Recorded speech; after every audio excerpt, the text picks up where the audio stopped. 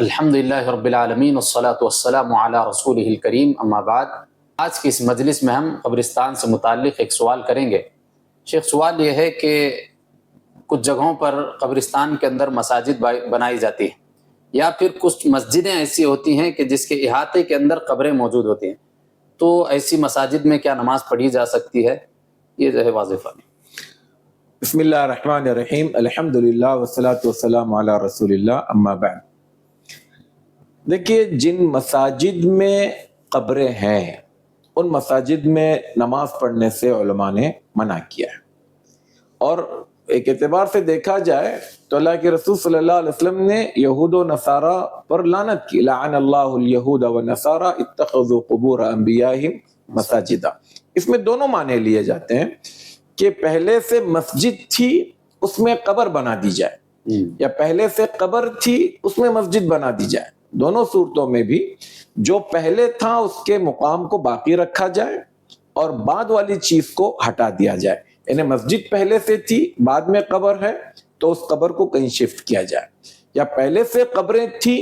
اور بعد میں اس کے مسجد بنائی گئی تو اس مسجد کو کہیں شفٹ کیا جائے، کیونکہ جس کا جو پہلے کا حق ہے وہ یہ۔ البتہ سوال یہ پیدا ہوتا ہے، کچھ جگہوں پر ایسی مسجدیں ہیں جن سے قبرستان جڑے ہوئے ہیں، ملے ہوئے ہیں، تو اس بارے میں علماء کے درمیان میں یہ بات جو صحیح لگتی ہے ہمیں وہ یہ کہ اگر قبر مسجد کے قبلہ رخ جانب ہے تو اس صورت میں قبرستان کا اپنا ایک باؤنڈری وال ہے، باؤنڈری کی اگر دیوار ہے، مسجد کی اپنی ایک دیوار ہے، تو اس سے اس کا کوئی لینا دینا نہیں۔ قبرستان ادھر ہے، مسجد ادھر ہے، اس کی گنجائش ہے۔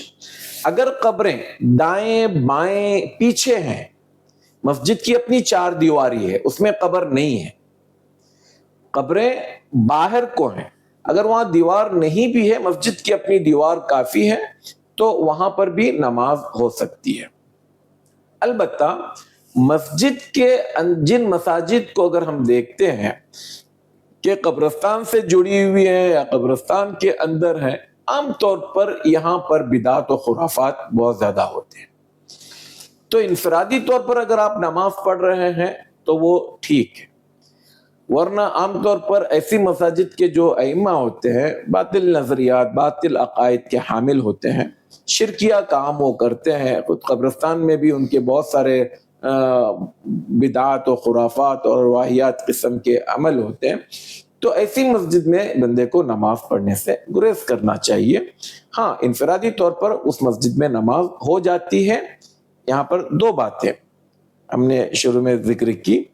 دائیں بائیں اور پیچھے مسجد کے دیوار کے باہر قبریں ہیں تو اس سے نماز کو کوئی فرق نہیں پڑتا، البتہ سامنے ہے، مسجد کی دیوار کے علاوہ قبرستان کی اپنی اگر دیوار ہے